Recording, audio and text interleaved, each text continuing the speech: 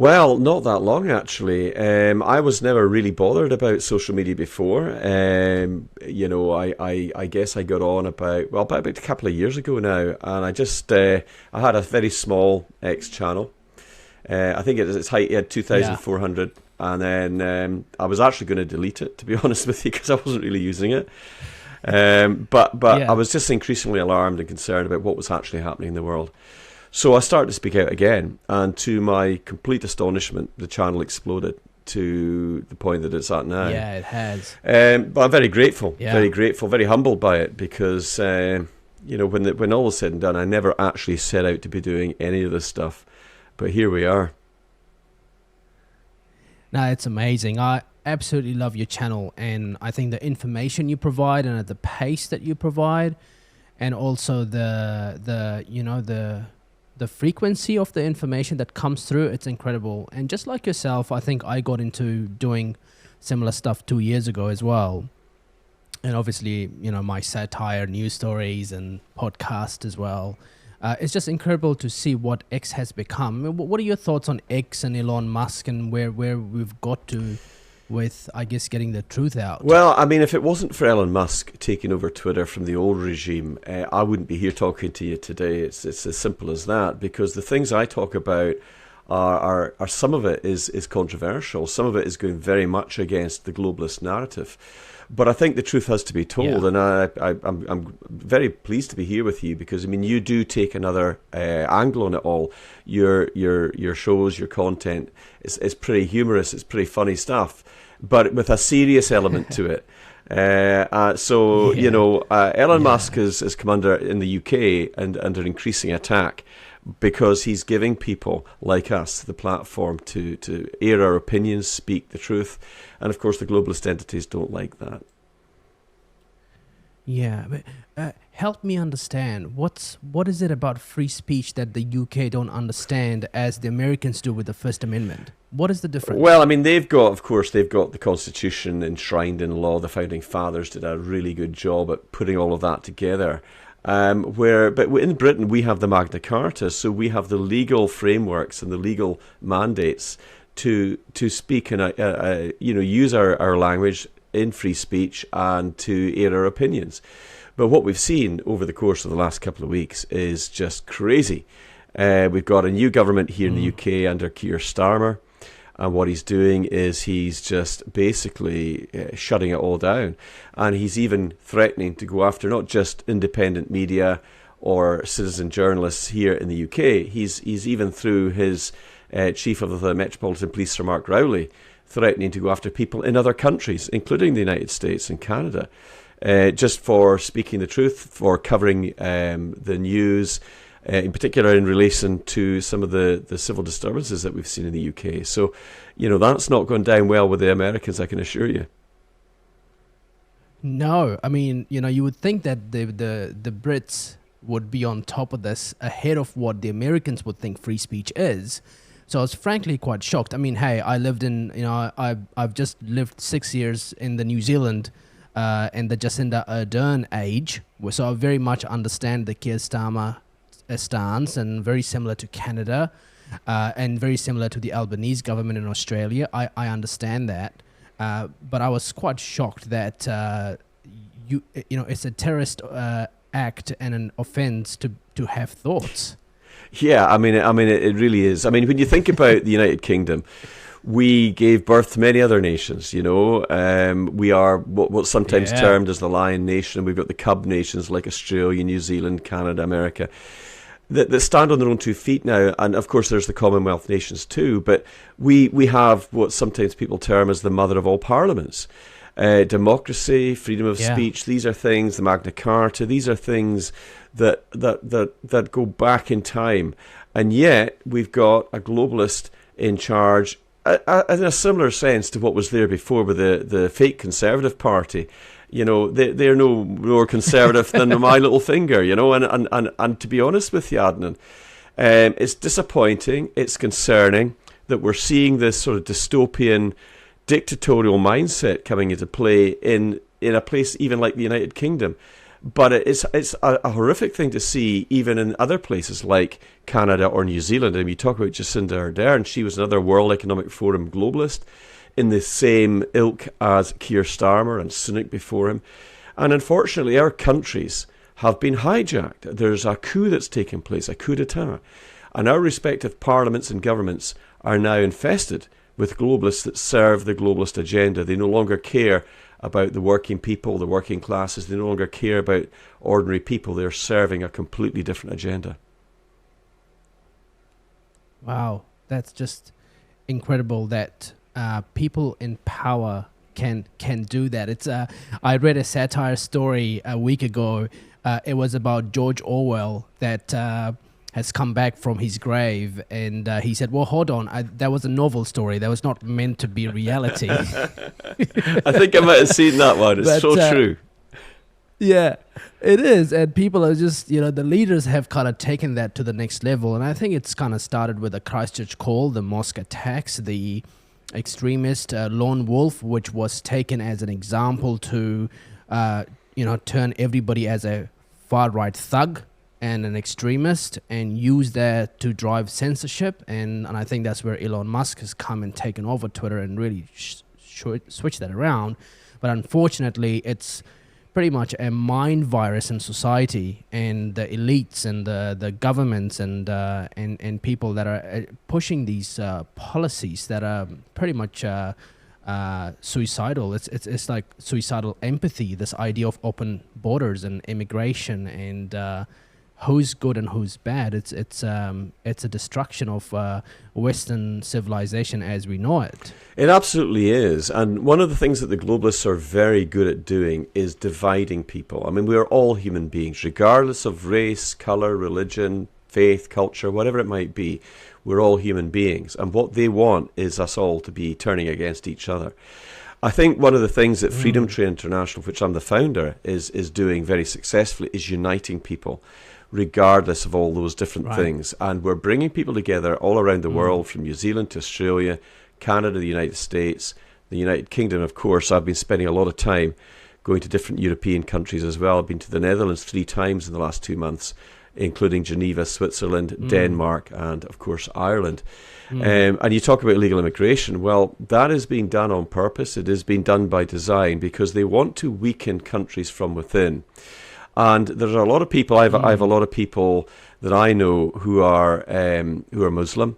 They're horrified at what's going on because they don't want to be associated with people that murder children, murder little girls, for example, as we saw in the UK or in Ireland or in other places. And they're just as upset at what's going on as the rest of us. And I think we've all been subject to being played by the globalists. We need to realize that they are experts, they are masters at sowing division, whether it's through racial lines or gender lines or age, young against old, whatever it might be. They will try to find a division wherever they can, Adnan, and we've got to make sure that we are uniting people together on common ground for the things that really, truly matter.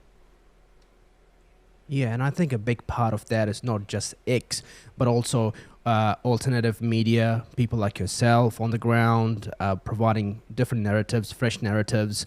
I love the story of one of the mosques inviting Tommy Robinson for a talk. Those kind of stories really show that it's actually not a, immigration Muslims versus to far-right extremists. That's just a narrative, and the government's kind of become the king of gaslighting in this sort of situation, and really giving those people a voice. Yeah, absolutely. I mean, most Muslims have integrated well. They're peace-loving people. They're horrified at what's been going on. But a lot of the illegal migrants that are coming in are young men predominantly.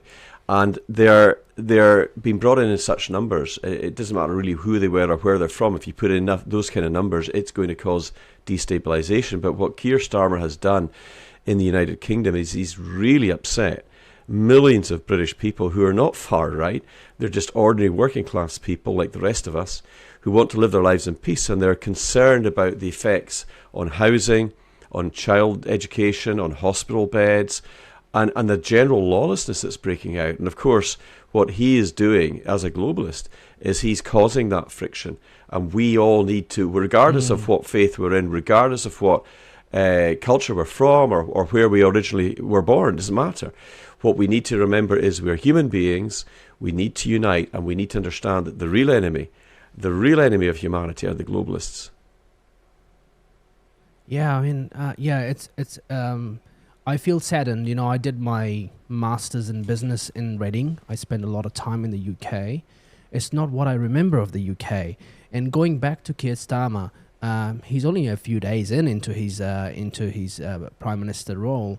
Has he got any more time left in? Do you think there is pressure for him to leave, or what do you make of that? I can't see how he's going to last. He's upsetting millions of people in the United Kingdom right now, making accusations and casting aspirations against people that really are just genuinely concerned for the reasons I've stated. But the thing is, Adnan, these globalists, they will use people like Keir Starmer or Sunak to further their agenda, and when he can't retain his position as Prime Minister, they'll find another globalist to put in his place. So there is such a thing as the uniparty system as well.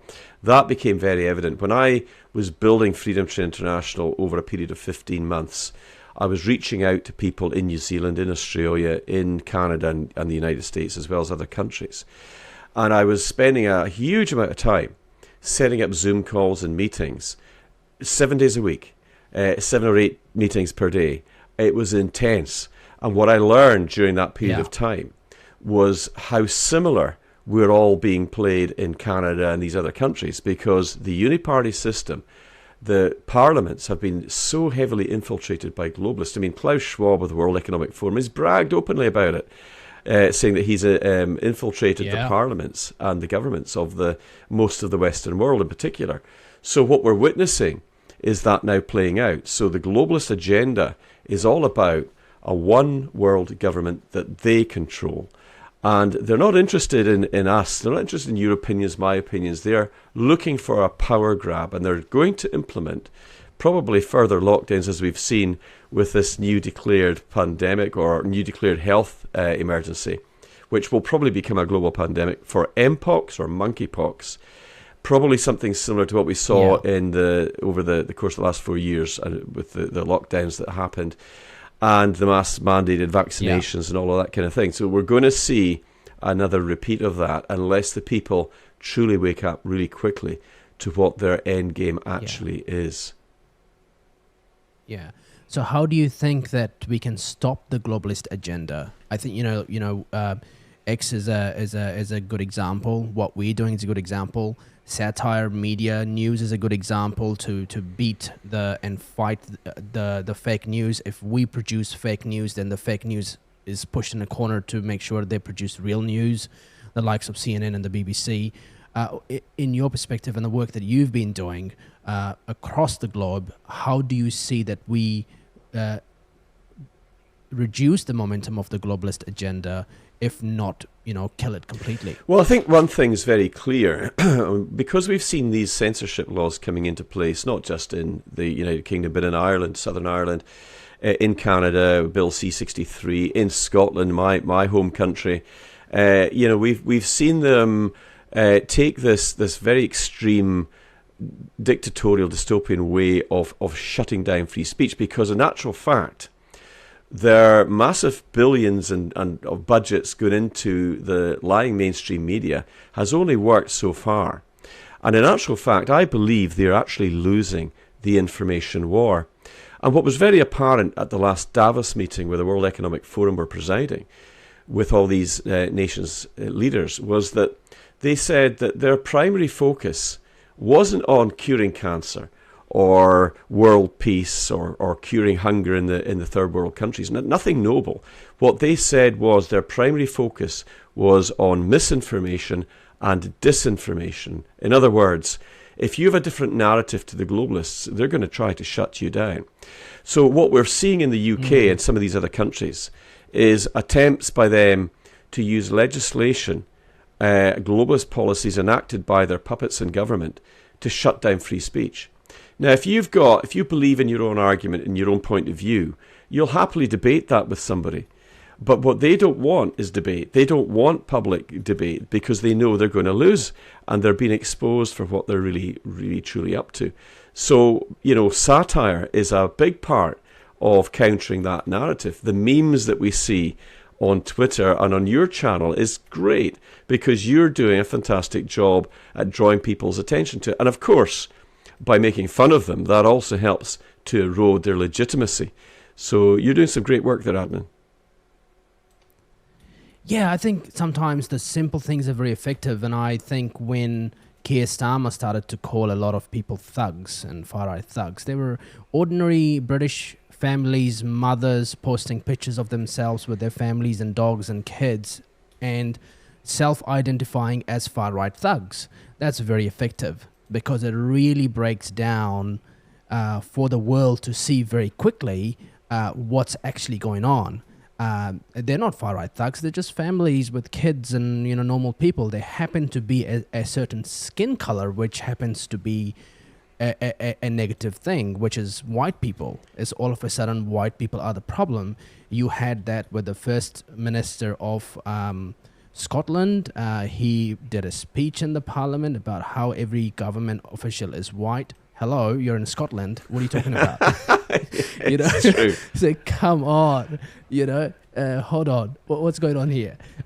So I thought that speech was satire, and then I realized it's actually not a cheap fake AI video. It's actually real. So I think that's very effective. But I still think that the globalist agenda is kind of still got an upper hand.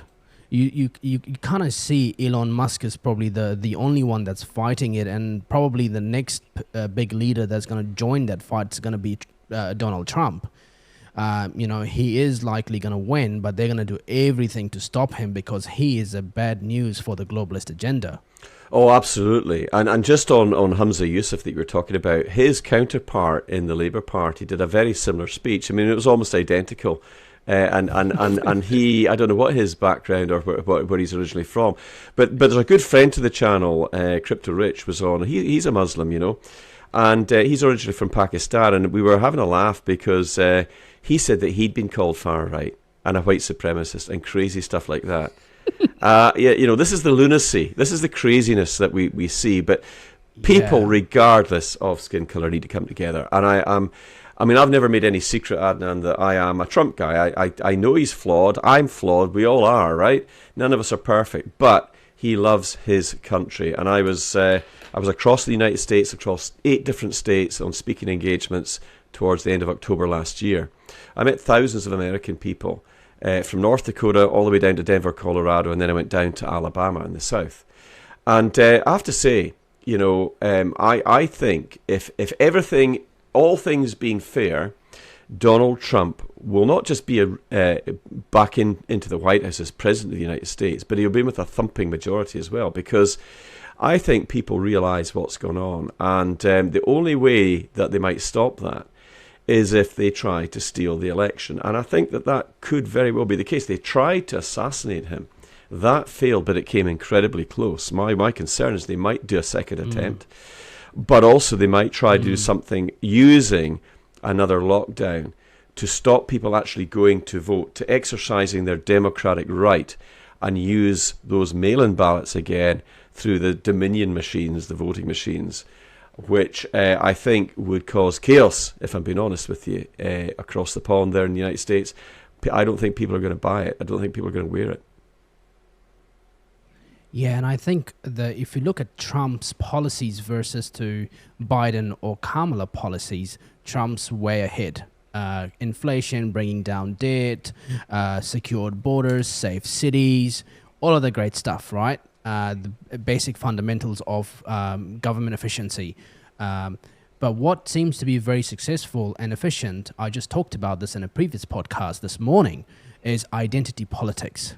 The globalist agenda use the identity politics in a very smart social engineering way that very smart influential people on X simply want to vote for Kamala because they do not want to vote for Trump. That's how bad it's got to. They don't care about policy. They don't care about all the good things. And, Elon talked about in his interview on Twitter Spaces with Trump about setting up a government efficiency commission, and he wants to, be part of that commission. I've been a Trump supporter since I was in high school studying business, because I was interested in what he was doing with business and always interested in the mechanics and, his ability to be intimidating when doing deals and dealing with politics and tough people in New York in the commercial real estate sector. And that's very important for fighting the globalist agenda. And that's what people fear the most. But I think what's really happening as well, as more people get awakened, is they're not really any more fearful about, being told that if you don't get a vaccine, you're going to lose your job. If you stay home, and not obey the rules of the lockdowns, we're going to send the police after you. If you post something on Facebook or social media, we're going to, charge you for that. And I think there is a huge shift happening in that direction. But we definitely need these bigger needles to shift with Trump coming into power. His foreign policy is really about, going after Iran, and really shifting the needle in what's going on in the Middle East. I'm an Arab. I was born and raised in the United Arab Emirates, and I had the president of the Jewish Council in New Zealand come on my show to talk about what's going on and the hatred towards the Jewish people in New Zealand, just like hatred towards Jewish people around the world. And, I was attacked on X for being a Zionist and a Jewish supporter, for being an Arab who should be supporting Palestine. So, well, that's actually not how it works. In Emirates growing up, there is zero tolerance and policy against terrorism, the Muslim Brotherhood. Yes, everybody's allowed to live together, but there is a tolerance where we do not tolerate suicidal empathy. Compassion can become suicidal to a point. And then we use all these tactics like censorship to then protect what is compassion, and that kind of gets contradictory in its own way. And we know that very well with Jacinda, saying, hey, be kind. And then she's saying, well, I'm the only source of truth, and if you don't listen to me, then you're in trouble. It's like, whoa, you're not being kind anymore. Great point. I mean, at the end of the day, we can all have our own faiths, our own cultures. We can all have our own skin color. It doesn't actually matter. What matters is we're human beings. We really are. And at the end of the day, when you get people like Jacinda Ardern saying things like, if you don't hear it from me, then it's not the truth. I mean, how arrogant is that? And these globalists do have a very similar kind of mindset. I've looked very closely at the likes of Justin Trudeau and Emmanuel Macron in France, and of course the other leaders in Europe, Mark Rutte, the Netherlands, all these types of people. And what's very clear is that they come from the same mold. They sound okay, they can speak reasonably well, but actually they're not real leaders in their own right. There's nothing that you could really say, well, what a great leader that person is. Because they're not. They're just administrators. They're World Economic Forum administrators. They're admins, just putting out the policies that they get told to put out. And that's why, do you remember when we saw this whole strange narrative coming out from all these leaders, Build Back Better? Do you remember that? And it occurred to me, who is the controlling mind behind all this that can get the likes of the King of Great Britain and all these presidents and prime ministers around the world to all come out at pretty much exactly the same time talking about building back better? What power lies behind this whole globalist agenda? Who is it? I suspect it's a very, and I don't think it's Klaus Schwab himself. I think he's lower down than that. I think there is others, perhaps never been disclosed or never been seen in public view, who actually are really controlling the narrative here. But they are exercising great power. But I think that they are in danger of losing the information war, thanks to independent media like you. But I think you're right. The needle has to shift more, and we need to almost make it a deal breaker. If anybody in politics, for example, is connected to the World Economic Forum, that should bar them from public office, and not just in our national parliaments, but also in the other tiers, in our health service, in our policing, in our military, because these people do not serve the interests of those around them. They only serve the interests of the globalists. And I must admit, you had a great meme of Kamala Harris, where she's talking about, if you elect me, I will solve this immigration problem. And people, you were pointing out, you're already been elected. What are you doing? You've got another few months to do something about it, but nobody is. You're not doing anything about it. So exposing their deceit, exposing their lies is so important. But I hope Trump does get back in. I really do. Yeah, it's always boggles my mind to try to figure out how do these capable leaders fall prey to agendas and narratives, and they lose the ability to apply critical thinking and common sense, and it's almost like the only person that is speaking common sense in this leadership group is the likes of Elon Musk and Trump, and people find them to be crazy, or people find them to be fake. There was so much talk about the Trump and the Elon Musk interview not being, it was AI, it was not real, and people have almost lost this ability to understand and appreciate what real leadership is about, and there's so much engineered in this machine, whether it's the deep state or the globalist machine, or or the political machine, and the way they speak. There is nothing original about them as people and as leaders that express courage and fight, the likes of we've heard from Winston Churchill, right? So it's Gadsad, he's a great professor. He talks about the parasitic mind. He's very, very active on X. And, he's written a really great book about how infectious ideas destroy common sense. And he talks about idea pathogens and parasites. And he talks about mind vaccines, with this idea of how we can undo these woke mind viruses and get people to really see common sense. And I think that trying to figure that out is a very powerful mechanism. And memes and satire headlines are so powerful to expose people, the likes of Kamala Harris. She says, hey, vote for me, and when I get into office, I'll change the world for you, says the woman who is already in the office. I thought it was brilliant. Yeah. Credit to the Babylon Bee. That's actually a story from the Babylon Bee, which is a satirical website out of the US. Yeah. And I obviously shared that post of what they do. And, headlines are very powerful. Kamala Harris is now buying ads using media platforms on Google search. So when you search for anything to do with politics or Kamala, you see these headlines they look like they've been published from well-trusted media organizations, but on the top it says paid by Kamala Harris. It's her campaign team is paying for these organizations to publish fake, biased news headlines on Google search. Yeah. Right? And, they got into trouble for, if you search for Trump, it will bring up Kamala Harris search results.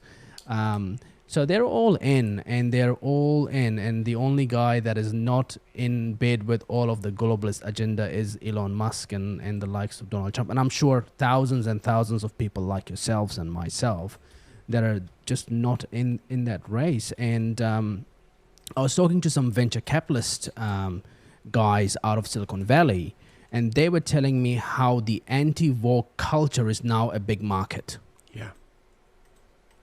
Yeah, You know, I think you know, they I'm trying to remember. Sylvester Stallone's come out with some very anti-woke remarks, of course, in Hollywood, which has put him onto yeah. the radar as well. But I mean, you're absolutely right. You know, we have to put out and we have to highlight the ridiculousness of it. But your point about discernment is actually really important. People people sometimes just believe everything they see on the BBC, for example. They're one of the most woke news outlets. They used to be cutting edge. BBC World Service was the go-to at one time if you wanted to know what was going on in any other part of the world. It was accurate, it was factual, it was moderate, but not anymore. And I think discernment, what you're saying about discernment, being able to look past the veil, peer behind the curtain to find out what's really going on, is vitally important. And independent media play a huge role in that, which of course is another reason why they're come under such attack, especially here now in the United Kingdom.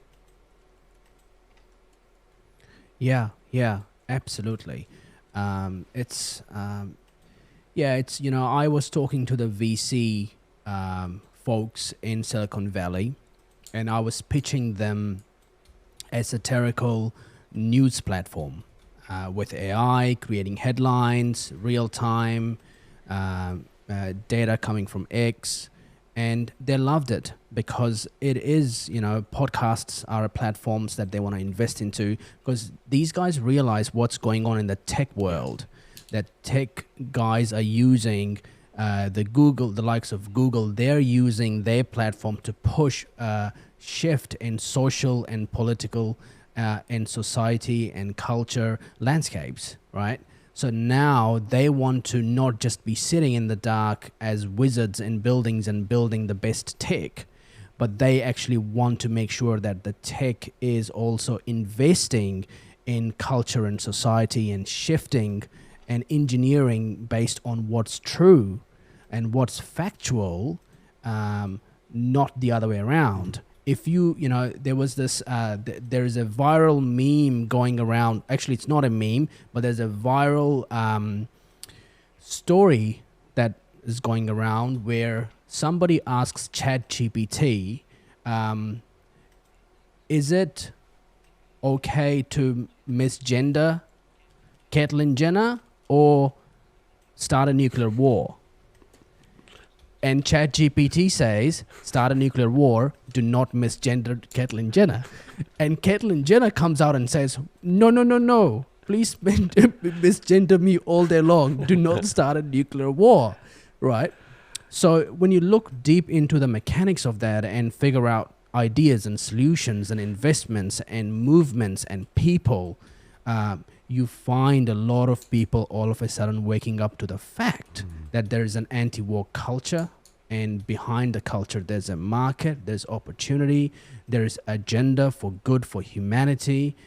So let's invest in entrepreneurs, creators, and we can already see that shift happening. The likes of, you know, you talk about, you've been doing this for 2 years, and you know, you can see the spike of that growth compared to the BBC and the CNN building their media organizations for 50, 100 years, however long.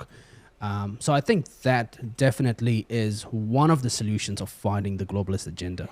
Oh, very much so. And that's why they fear what we do so much, because they can't control us. They can control the CNNs and maybe the Fox News to an extent, maybe the BBC. They can sort of buy their way into those boardrooms, but they can't do it with the vast majority of others, in particular in the independent media. And most people won't allow that anyway. I mean, there's no way that most people that are reporting the way that we're reporting are going to just, you know, be bought off. I mean, I'm sure there are the exceptions to that, but I think what motivates me, and I suspect what motivates you, is getting the truth out to people, waking people up, bringing people together in unity from all around the world, sharing the truth, and exposing what these dark agendas are. And I do believe there is some dark stuff going on. I mean, I've just come on from an interview with a very senior criminal lawyer from Australia and a professor from the same country. and we were talking about, what's really going on, what is the agenda here? Well, once again, it goes back to what they're trying to do, what these globalist organizations are trying to do, because there are competing globalists. You've got the World Economic Forum, you've got the Trilateral Commission, the Council of 300, the Bilderbergers, and many, many others. And they do compete to an extent with each other. It's all a bit of a power play to them. But what they're all united behind is power and control. So that's why we are going to see an increasing push for digital ID, central bank digital currencies, 15-minute smart cities, where people are effectively kept within their own area, because they don't want people travelling around in free ways. They just want people to be kept locked down effectively. And as I say, this whole monkeypox health crisis has been declared by Dr. Tedros, who's not even a doctor, at least not a medical doctor, but is a mouthpiece of Bill Gates, who funds the World Health Organization in a bigger way than anybody else. And who constantly talks about depopulating the planet, and there's too many people around. And then you roll in the likes of Fauci and the gain of function and all of the stuff that's going on in these biolabs. And then we see another pandemic potentially on the horizon. People are waking up to that, but the globalists are trying to keep that narrative. But I think they actually are losing. But we need more people to wake up for sure. Yeah, it's an interesting one. It's sometimes history leaves a lot of, treasure hunts behind. And if we look at history, we can see what's likely going to happen into the future. It's like back to the future. And especially with this whole idea of depopulation. Firstly, it's not true that there's too many people in the world. 70 to 80% of the people in cities, people live in cities, and cities only take up to 3% of land on Earth, right? So there's a lot of resources, but it's not used for the benefit of humanity. It's used for the benefit of everybody else that wants to profit out of it and control it. So that's not true. But if we look at New York in the early 1900s, late 1800s, New York thrived on this idea of using horses for transportation in business and commerce. Eventually, all the elites made New Yorkers anti-horses. Horses are not good. Horses shit everywhere. There are dead horses everywhere. Let's tax the horses. We want less horses. Let's tax the horses. So eventually there was so much pressure put on horses that Henry Ford went on to invent the car, right? So we replaced the horses. We invented the car. So what we're going to see now in the next 10, 20, 30, 40, 50 years is that Elon Musk is going to reinvent the human being. We're going to end up having a humanoid, which he's already built and is very, very good.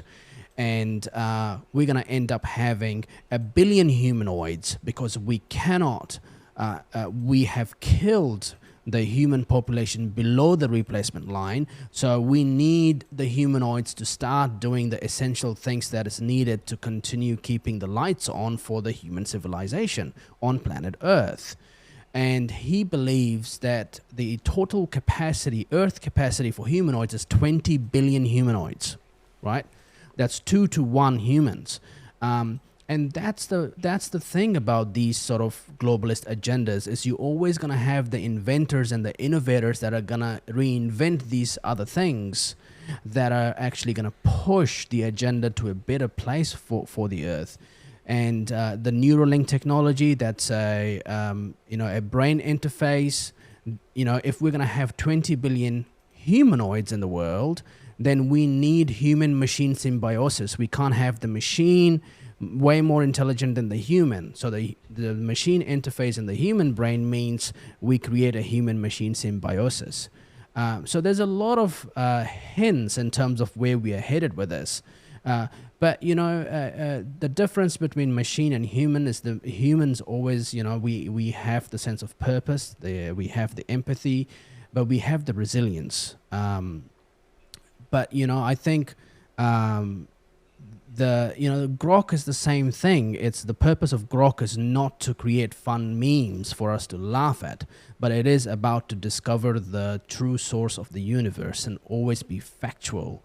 And it gets very dangerous if we lose the information war. And that's, I think I feel the faith that I have in the likes of us as the collective human species to fight this matrix that has kind of got out of control and drive it to the right path. Oh, I very much agree. What we are seeing, I think what a lot of people don't understand is we hear a lot of talk about the globalists. We talk about the mass illegal immigration that they're using to weaken and destroy sovereign nations so that they become easier to be taken over by the globalist New World Order. But in actual fact, there is a big transhumanist agenda. Novel Yuval Harari, who is the chief advisor to Klaus Schwab in the World Economic Forum, has talked repeatedly about the fact that humans are hackable, that he wants to encourage people to have that human interface with AI and technology.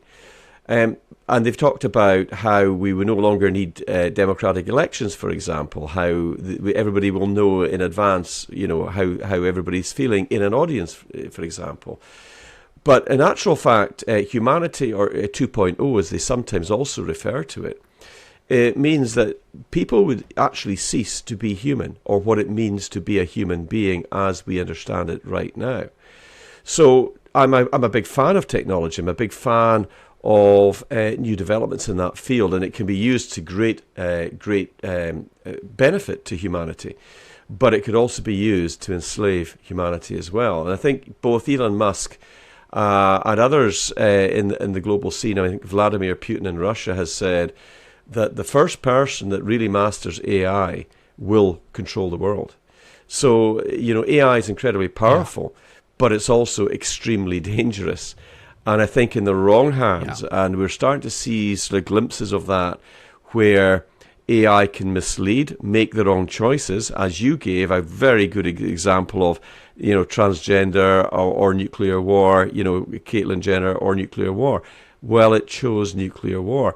Now, there is a push to have AI take charge of nuclear arsenals because it's so much faster and can detect an enemy launch much, much faster than human operators can.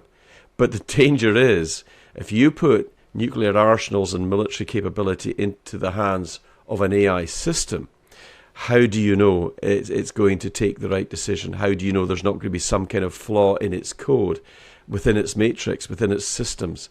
And we might find that it decides, actually, that humanity is a bit of a virus and maybe we just need to get rid of it. And then there's a point in the Matrix film, you talked about the Matrix.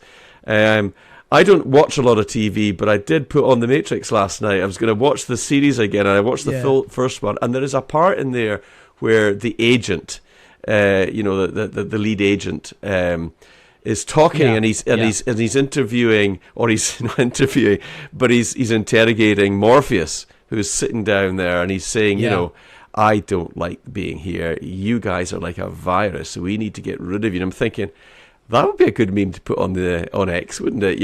That would be a good one. So, in all honesty, there is some mad people out there in this world, Adnan. There's some crazy people, and unfortunately, their wealth and their power and their money and their influence doesn't satisfy them. And it looks like they want the world to themselves in their sort of version of utopia. And all the control mechanisms that we're seeing being introduced now, with censorship in the UK and Canada and Scotland and Ireland, and probably coming to New Zealand and Australia soon as well, is all about control, because they don't really like humanity, it would appear. And I've often said, in my opinion, the globalists, with the pandemics and the lockdowns and the next pandemics that will come, have actually declared war on humanity itself, at least this version of humanity. I think they may have an alternative view as to what human beings should be. But if it's their version, I don't think I want anything to do with it, because it'll be pretty dark, pretty serf-like, pretty slave-like, where you've got this new sort of lord and master class, this serf, this underclass of people having to do the bidding of the likes of Klaus Schwab eating bugs and insects, and basically having no privacy. They can keep their Great Reset. Long live the Great Awakening, in my opinion. Yeah, absolutely. What are your thoughts on Keir Starmer making the number one security issue for the UK is funding Ukraine and doing this 100-year partnership with the Ukraine as a security risk for the UK? I didn't quite... I thought, wow, Ukraine is like the number one like security military priority for the UK's new government. I thought that was a bit of an outreach. What did you make of that? Yeah, well... Or what do you make of Ukraine and the Russian war in general? Well, I followed it. I studied it when it was all starting to unfold, when President Yanukovych was still the democratically elected president of Ukraine. And I watched it in the tail end of 2014. I studied it. I had a big interest in what was going on in the Donetsk and the Luhansk regions of eastern Ukraine. Started to take a big interest in what was going on and what were the reasons behind it, and then watched as Senators McCain, Lindsey Graham, Victoria Nuland came in and started to stir the pot. It became very clear that that was a CIA coup that was underway there. And it was manipulated to such an extent that it caused huge destabilization there.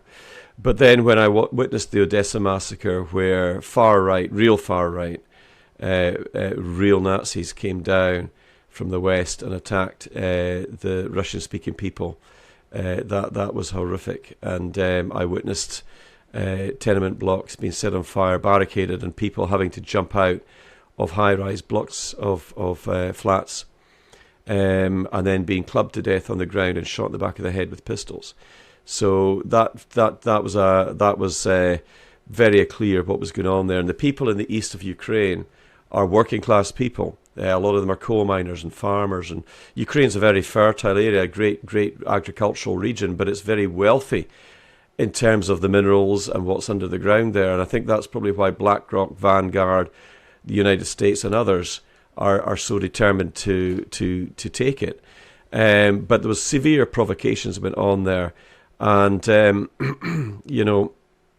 when Russia invaded, I thought, my goodness, where are we heading? And then to see such corruption taking place there. I mean, the billions and billions of dollars and pounds and euros that have been gone into Ukraine, with a lot of these politicians driving around in Ferraris with mansions and suddenly becoming billionaires. I mean, the corruption is off the charts. So I'm not a pacifist. I come from a long line of military service.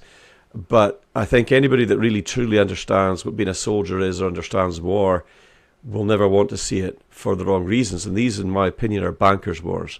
There's a lot of corruption going on there. And I think that it's nothing to do with us, frankly. I don't believe that Russia moved their borders any further to the west. I think NATO moved their borders further towards Russia and then blamed Russia for it. So it's a little bit, it's a little bit ridiculous. I don't think most people, whether they're ordinary people in Ukraine or Russia or the United Kingdom or anywhere else, wants to see a third world war. But I've been warning about this for some time, Adnan, because even when Sunak was the Prime Minister in the UK, he was starting to promote conscription. In America, they call it draft, the draft. And the young men, 18-year-olds, being told, if you don't agree to go into military service, we're going to close down your bank accounts. We're going to take your driving licenses away from you. And yes, you might be arrested. Well, that is a prelude to war. Conscription or a military draft is a prelude to war. And I think the globalists may be looking to do that, because one thing that a lot of people don't realize is that Vladimir Putin was a young global leader with the World Economic Forum. He was in that elitist club for a while. But when they asked him to sacrifice Mother Russia on the altar of globalism, he said no chance. He is a patriot, whether you like him or not. He loves the Russian people. Just as Donald Trump loves the American people, just as Viktor Orban loves the Hungarian people. These are strong nationalistic leaders, and because of that, they are considered to be enemies of the globalist New World Order. That's why Viktor Orban in Hungary has just been threatened with a €200 billion fine if he doesn't open up his borders to mass illegal immigration. He knows exactly what their game plan is, but he's not playing along with it. So, yeah, I don't want to see a third world war. Nobody in their right mind wants to see a third world war kicking off. And the ordinary people around the world don't want to see that either. Well, I think it was yesterday or a couple of days ago, Ukraine's taken over one of the Russian cities. I don't know if you've seen that news. That seemed to have pissed off Putin, and I don't think he's very happy about that. But I think Trump also said the same thing, that the biggest concern in the world is nuclear warming, and the chances of World War III starting are closer than ever. There are just more and more scenarios that you can join up and go, okay, these guys can start something. Whether it's Taiwan and China invading Taiwan, unrest in the Pacific Ocean, New Zealand's, the new government is all about being a puppet to America instead of being independent because they understand the threat of China in the Asia Pacific. You have what's going on in the Middle East, Iran, you have Afghanistan, you have Russia. So the chances of starting a World War III are getting closer and closer and closer. And, you have India with nukes, you have Pakistan with nukes. So it's, let's see what Iran does with the retaliation of the Hamas leader's assassination. So there's a lot of moving parts that can easily escalate. There absolutely is. We're living in a very, very tense period of time in our human history, and that's why I'm telling all of our members on Freedom Train International, you need to get ready now. You need to start following the steps that we've laid out for you. You need to start thinking about provisions and healthcare should the systems be impacted by that. It may not be possible to attend a hospital. It may not be possible to get to a doctor. It might have to be, you for a period of time, you might be on your own. So we are uniting patriots from all around the world together with us in Freedom Train International. We are the fastest growing freedom movement now in the world, with multiple thousands of members across the United States, Canada, the UK, Europe, Australia, New Zealand. And even South America, Brazil, Argentina, those countries are showing an interest in what we're doing as well. So we are for humanity. We are fighting for humanity against the insanity of this globalism and the globalist policies that are coming out. And I'm all for peace. I'm all for peace. I'm all for respect for other nations and wherever we are. And I think that's one of the things that we just always need to strive for and fight for wherever we can. Yeah, absolutely. And this, what you have founded and the work that you're doing, is this a think tank or is it how do you describe it? Tell me more about it. Well, Freedom Train International is a freedom movement that I decided to found. I built it over a period of 15 months, reached out to multiple people across many different nations. And the purpose is because we believe in freedom of speech, bodily autonomy, freedom of travel. We are very much against vaccine mandates. We don't agree with people losing their jobs or their careers simply because the government tells you to get an experimental mRNA technology shot in your arm. People should be informed and they should have informed consent. So we are all about living our lives in peace and freedom, but we're also looking at other ways to step back outside of the globalist system. We know what's coming. There is a global one world order that is effectively there. They're just waiting for somebody to come and lead it. So when that happens, people will suddenly wake up in their masses. And what we want are people at the regional level or the tactical level. I mean, we're operating at the international or the strategic level, but at the tactical and the operational levels, we want provinces, states, and regions within countries to start coming together. And then we're wanting to build local hubs of communities with doctors and solicitors and farmers, food producers, car mechanics, nurses, doctors, all of these people forming those local hubs to help support their local communities. And Freedom Train International will help them to do that, will help to showcase it. There's a lot of organisations out there doing amazing work. And there are also other freedom movements that I've been to see and visited who are looking now at coming in with Freedom Train International. So it's all happening. As I said to you, I've been to multiple countries. I'm looking at going to Canada shortly, and then I'm probably heading to the United States there as well. And we've built friendships up all around the world. And we have a lot of support internationally. We have a big international audience on this channel. And I'm grateful to each and every one of them, because I never thought, if you'd asked me 5-6 years ago, Jim, what will you be doing in 5 or 6 years' time? I would never have guessed that I would be doing things on social media or leading a freedom movement across the world and uniting people together. I would never have guessed that, but here we are.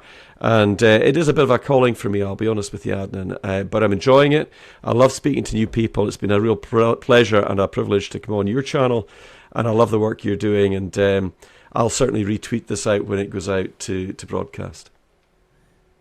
Oh, thank you very much. Yeah, I think the incredible work that you're doing, and I think the beautiful thing about it is whenever you have anything that gets out there that's the globalist agenda, let's say the monkeypox, these networks and ecosystems and groups and movements have such an incredible ability to get out the truth and the information at a much more faster pace than the media. And if you look at what X can do, X is about 24 hours faster to bringing the news to everyone than the mainstream media. And I think that the time is a key factor in getting the information out and the truthful information and getting it to people and